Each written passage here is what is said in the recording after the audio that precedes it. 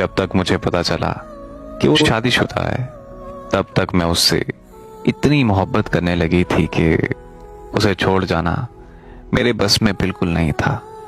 ये जानते हुए भी कि उसके बीवी और बच्चे भी हैं, फिर भी मैंने उससे शादी कर ली। शादी के बाद उसने मुझे एक अलहदा घर लेके दिया।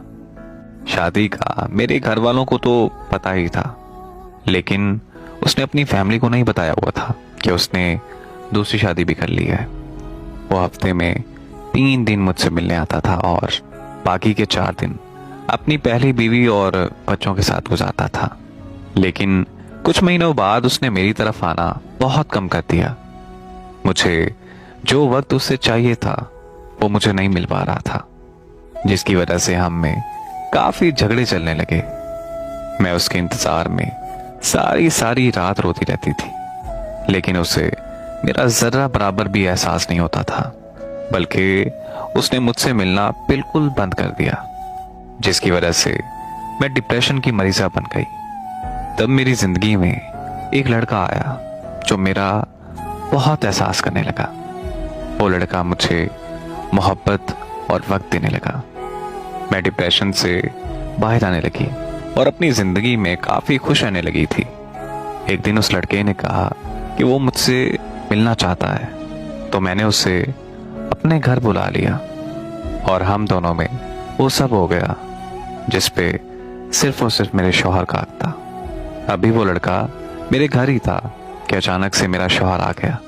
उसने हमें एक साथ देख लिया। मेरे लाख माफियां मांगने के बावजूद भी मेरे शौहर ने मुझे तलाक दी थी। तलाक के बाद मेरे माँ बाप ने भी मुझे नहीं रखा, क्योंकि मेरे शौहर ने मेरे माँ बाप को भी सब कुछ बता दिया था जो मैंने किया था। खुदकुशी करने की कोशिश की तो मुझे एक आदमी ने मचा लिया, जो मुझे अपने साथ अपने घर ले गया। कुछ दिन उसने मेरे साथ अपनी हवस पूरी की और फिर वो मुझे एक सड़क के किनारे छोड़ गया। उसके बाद मेरी जिंदगी में जो भी आदमी आता वो अपनी हवस पूरी करके और चंद पैसे देकर मुझे छोड़ जाता, और मुझे पता भी नहीं चला कि मैं कब कॉल गर्ल बन गई। एक दिन मैंने अपने शौहर को उस लड़के के साथ देखा जिस लड़के की वजह से मेरे शौहर ने मुझे तलाक दी थी। उस दिन मैंने उन दोनों का पीछा किया तो मुझे पता चला कि मेरा शौहर और वो लड़का आपस में बचपन के दोस्त हैं।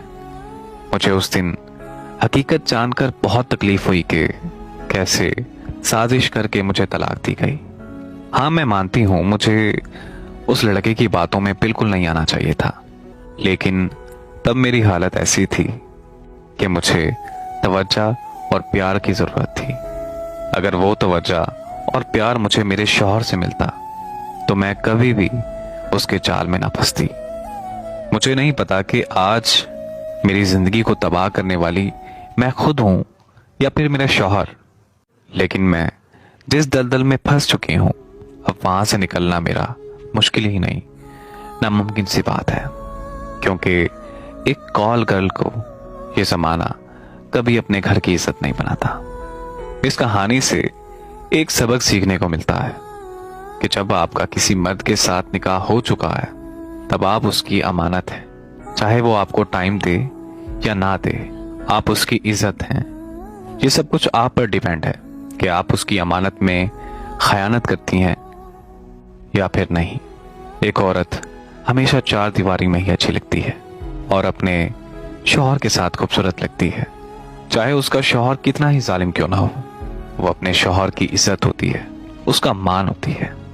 मेरी दुआ है कि अल्लाह पाक हर इंसान को नेक अमल करने की तौफीक अता फरमाए और हर इंसान को नेक हिदायत से नवाजे। आमीन।